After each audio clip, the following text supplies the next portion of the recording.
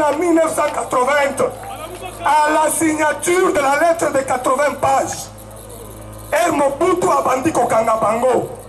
Ba oyo nde bazalaka ba grand messager.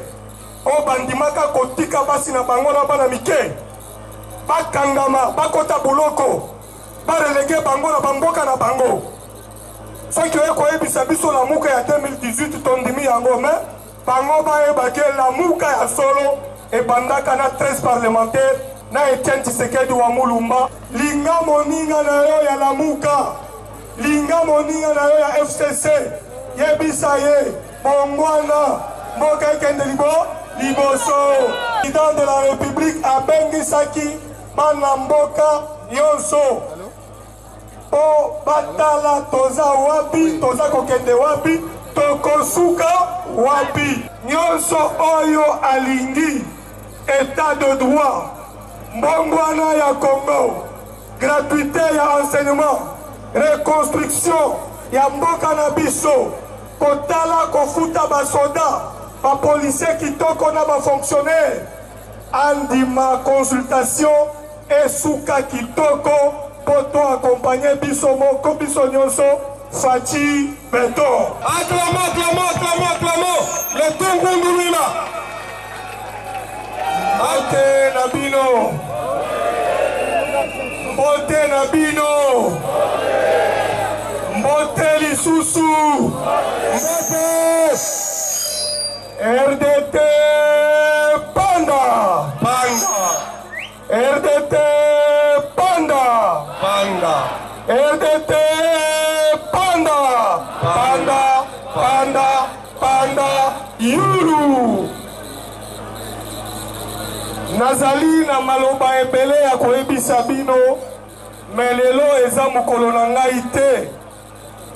Lelo eza mokolo ya kosala honneur epai ya baoyo bapesaki makila na vi na bango po na état de droit na kokimisa dictature na mboka na biso. Batu wana tobengaka bango bapère fondateur, tobengaka bango bapionnier, tobengaka bango baguerrier oyo basalaka lelo UDPS ezwa pouvoir. Bazwaki courage moko ya makasi po bayebisa Mobutu oko continuer ko faire souffrir Congolais te. Basignaki lettre oyo tobengaka la lettre de 52 pages. Na lettre wana badekriaki makambo nyonso ya mabe oyo Mobutu abandaki kosala sur le plan social, sur le plan économique, sur le plan de la sécurité nationale et internationale et sur le plan de la démocratie et de la diplomatie. Ceux qui ont tangi lettre à 52 pages lelo, okomona que eza kaka d'actualité. Makambo oyo balobaki, soki tosaleli yango, mboka na biso ekokende liboso.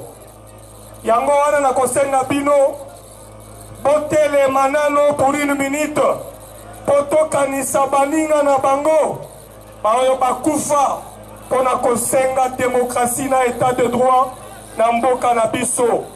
Inclinons-nous pour tous les combattants et martyrs de la liberté de notre pays, et tant d'autres. Nalobi na kozala mulaite, lelo eza mukolo na ngai te. Oyebi mboka oyo ezangi repere, eza mboka ya kokufa. Mboka nyonso il faut ezalaka na repere. Repere eza koloba ba modèle oyo babundaka pona ekolo. Batu wana balobaka ata bapesi makila na bango, ata bapesi vi na bango, la République leur doit la redevabilité. Il faut qu'on devoir bango redevabilité. redevabilité ya oyo nyonso akufaka basengaka na patrie na ye koreconnaître ye nde lelo tolobi tokoreconnaître komba ya bapapa oyo baza awa nakolinga nga moko avant message na ngai nasenga bango batelema bobetela bango lisusu maboko avant napesa bango bamedaille napesa message na ngai batelema bobetela bango maboko lamuka ebandaka na 1980 à la signature de la lettre de 80 pages Mobutu abandi kokanga bango ba oyo nde bazalaka ba grand messager o bandimaka kotika basi na bango na bana mike bakangama bakota boloko barelege bango na bamboka na bango soki oye koyebisa biso lamuka ya 2018 tondimi yango me bango bayebaki lamuka ya solo ebandaka na 13 parlementaire na Etienne Tshisekedi wa Mulumba na Ngalula Mpanda Njila na Dikonda Lumanisha na ba mususu batia okem batia ikwa na ba mususu ya Équateur ya ba province nyonso lelo ezali mokolo nango na kobenga muto oyo aza na ba trophée na bango na ba diplôme apusa na pembeni to primer bango guerrier ya mikolo oyo aza ko soutenir Fachi Beto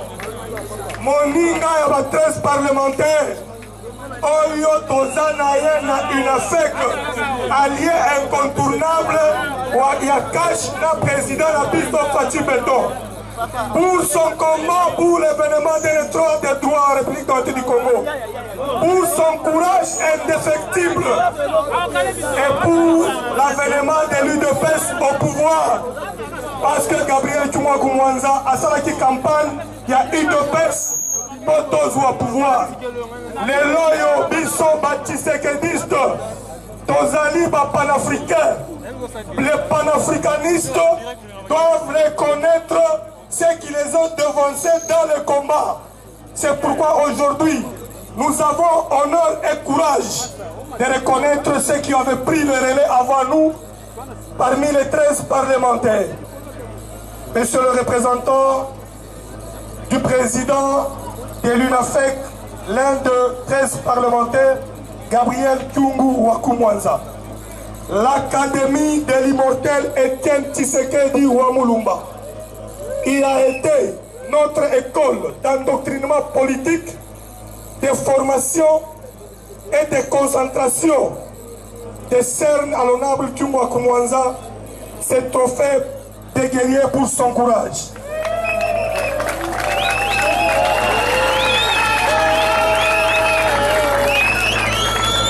Dans la même optique, l'Académie de l'immortel Etienne Tshisekedi, au nom de son président et de son recteur, nous lui décernons ce diplôme d'honneur et de mérite. Acclamons très fort, très très fort. Le Minolo. C'est ça la reconnaissance de la nation envers ces vaillants fils qui ont combattu. Merci beaucoup. Comme il y a président, honorable Antoine Gabriel Tshungwaku Mwanza, Anthony na Esengo, Nandenge, RDT, et reconnaître le combat na ye.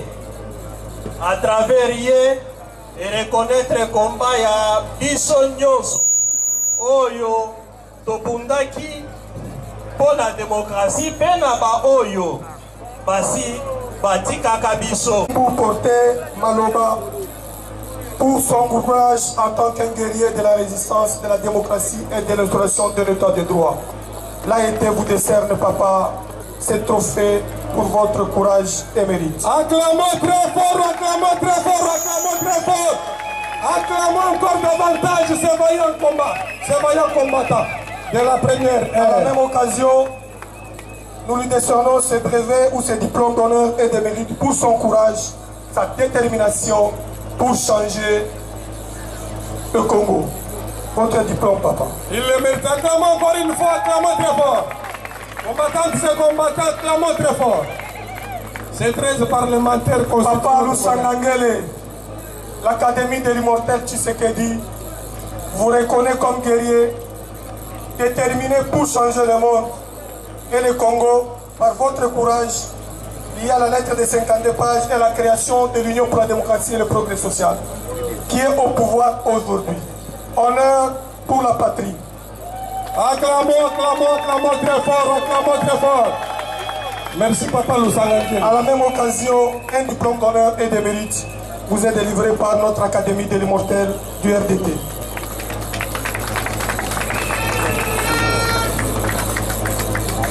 Le doyen Diaokem, honneur à ceux qui se sont battus pour que le monde change. Honneur aux gladiateurs qui meurent sous les champs de bataille. Honneur à ceux qui disent non pour l'intérêt de la communauté. Notre académie vous reconnaît, papa, pour s'être élevé afin que le Congo puisse changer. Nous vous décernons ce trophée pour votre courage et détermination, papa.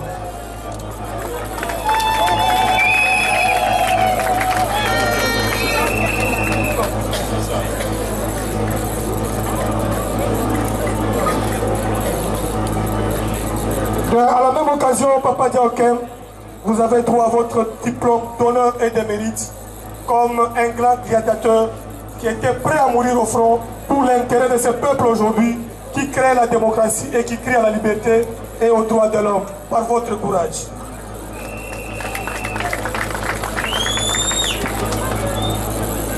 Nous revenons à un des plus courageux de la résistance de 1980, l'honorable député Kapita Shabani. Il était en même temps ministre dans le gouvernement Etienne Tshisekedi, après la CNS.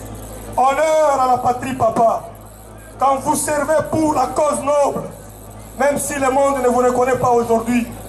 Demain, après-demain, la République vous sera redevable. Aujourd'hui, nous vous reconnaissons ce grand courage que ces jeunes doivent aussi imprimer pour sauver le Congo dans ce qui est attendu demain. Merci beaucoup, papa, pour votre trophée de courage et d'honneur. À la même occasion, papa Kapita Shabani, notre académie d'endoctrinement politique, l'Académie de l'immortel Etienne Tshisekedi Wamulumba, notre école d'idéologie, vous décerne ce grand diplôme, les diplômes d'honneur et de mérite.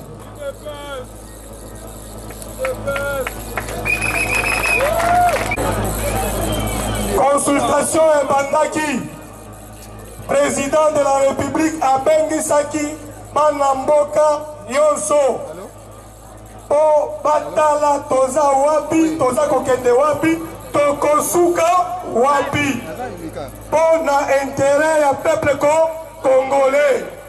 Nyonso oyo alingi, état de droit, mbongwana ya Congo, gratuité ya enseignement, reconstruction ya mboka na biso, kotala kofuta basoda, ba policier kitoko na ba fonctionnaire, andima consultation esuka kitoko poto accompagner biso moko biso nyonso faci beton. Ba oyo bayaki na consultation te, baza ba ennemi ya mboka te, baza bandeko na biso bako ba congolais. Au nom ya liberté, au nom ya démocratie, au nom ya tolérance, tolinga bango. Congo ekotambola soki bolingo eza liboso ya makambo nyonso. Linga moninga na yo ya Lamuka, linga moninga na yo ya FCC, yebisa ye bongwana mboka ekende liboso. Yebisa ye change motema na yo, Congo ekende liboso. Démocratie eza koloba nini? Démocratie eza koloba tolérance. Tolérance eza koloba nini? Mot-clé ya mutuya na vie politique. Muntu na muntu azali na droit ya kokanisa ndenge alingi. Mais yo pe ndima ya ye pesa makanisi na yo contraire. toteya réconciliation nationale, toteya bolingo ya Congo, toteya lutte contre le tribalisme. Ceux qui osent tribaliste, okobongisa mboka te, okoloba mutu oyo aza ndeko na ngai Équateur. Ero kokota na Équateur, okoloba ke ye aza mbuza, ngai naza mungwandi. Ero kokota kuna, okoloba lisusu aza soki mumbusa, soki mondiba, soki mongo. Tribalisme ezali momoko etongaka mboka te.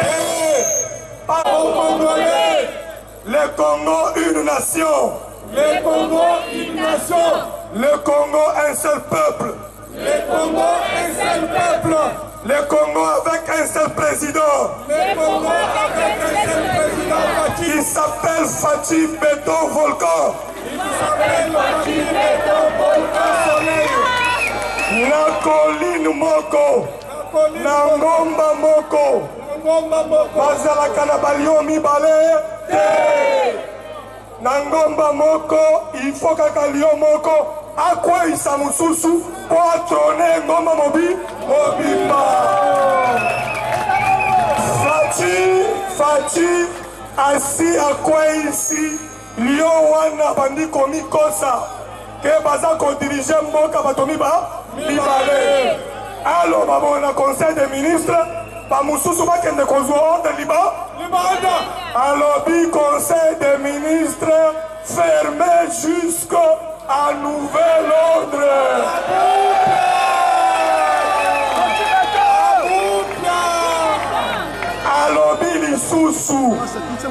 Alobi lisusu asilisa consultation akopesa bino kado ya bonane na Noël.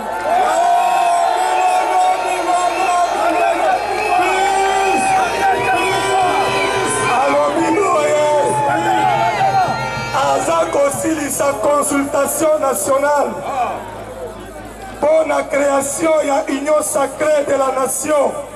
Akopesa bino kado ya Noël na bonne année.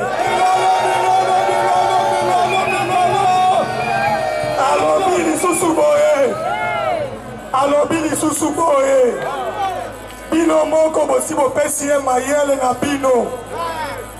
Tokozala lisusu na bakonzi mibale na FCC cash makambo wana esiliwe. Tokozala na mokonzi moko oyo akozala autorité morale. Likambo ya FCC cash bato oyo banegosiaki yango bango moko bakobongisa yango. Tolingi yango mingi mais tolobi constitution epesi nde Fathi Beton bokonzi nyonso. Peuple congolais tosukisa boye. Nazoloba 3 phrases bo répéter tokata milulu na biso. Loba constitution ya le 18 décembre 2006. Constitution ya le 18 décembre 2006. Biso IDPS. Biso IDPS. Toboyaka yango. Bango na ba belligérant. Ba belligérant boyebi eza bale. Ba belligérant eza kolobani. Eza koloba Ruberwa, Bemba, Roger Lumbala, Wamba Jawamba, Zaidi Ngoma. Baza ebele. Bango wana nde bakataka mboka na biso. Balobaki la plus meilleure constitution de l'histoire du Congo. Voté à 800 oui. 88% de oui. Taillé sur la mesure de la veste de l'ancien président de la République. Un individu. En renforçant tous les pouvoirs constitutionnels dans la main d'un seul individu. Zamba la regardé, Zamba Biki, Zamba Funguli Makambo, Fathi Beton au pouvoir.